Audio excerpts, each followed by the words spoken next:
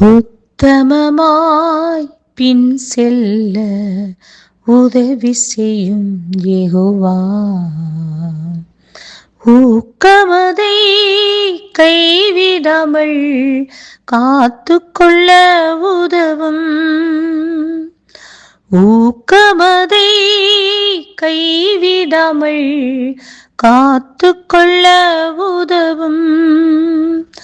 உத்தமமாய் பின் செல்ல உதவி செய்யும் யெகோவா, ஊக்கமதை கைவிடாமல் காத்துக்கொள்ள உதவும். கர்த்தருடைய பரிசுத்த நாமத்திற்கு ஸ்தோத்திரம். யோவான் எழுதின சுவிசேஷம் 1வது அதிகாரம் 47வது வசனம். இயேசு நாத்தான் வேலை தம்மிடத்தில் வரக்கண்டு அவனை குறித்து, இதோ கபடற்ற உத்தம இஸ்ரவேலன் என்றார். பிரியமானவர்களே, நாத்தான் வேலை பார்த்து சொன்ன அதே வார்த்தையை தேவன் நம்மிடத்தில் சொல்லும்படி அவர் வாஞ்சிக்கின்றார். பிரியமானவர்களே, கபடற்ற உத்தம பிள்ளைகளே என்று சொல்லி அவர் நம்மை அழைக்கும்படியாய் கர்த்தர் விரும்புகின்றார்.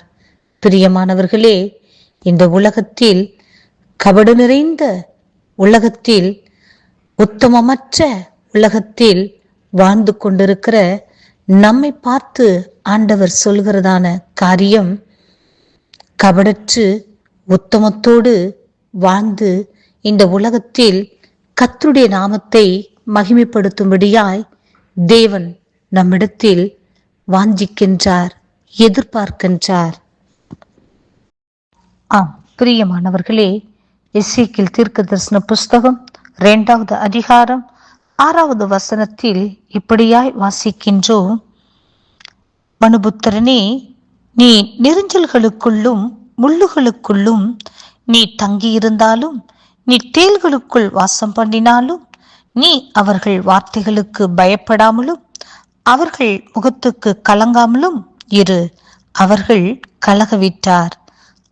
பிரியமானவர்களே, நெரிஞ்சல்களைப் போன்று, முள்ளுகளைப் போன்று, தேள்களைப் போன்று கொட்டுகிற, குத்துகிற மக்கள் மத்தியிலே நாம் இந்த உலகத்தில் வாழ்ந்து கொண்டிருக்கிறோம் என்பதை மிக தெளிவாய் நம் தீர்க்க தரிசன புஸ்தகத்தில் வாசிக்கின்றோம். பிரியமானவர்களே,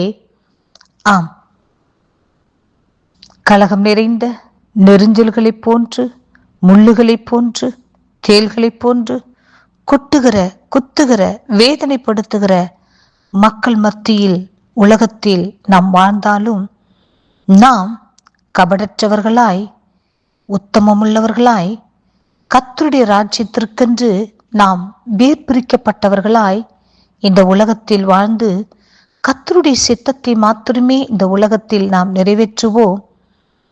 உத்தம இஸ்ரவேலனாகிய நாத்தான் வேலுவை போன்று, கபடற்ற இஸ்ரவேலனாகிய நாத்தான் வேலை போன்று இந்த உலகத்தில் நாம் வாழ்ந்து, கபடறிந்த இந்த உலகத்தின் மத்தியில் கபடற்றவர்களாய், உத்தமமில்லாத இந்த உலகத்தின் மத்தியில் நாம் உத்தம உள்ளவர்களாய் வாழ்வதற்கு அனுதினமும் தேவ சமூகத்தில் செபிப்போம்.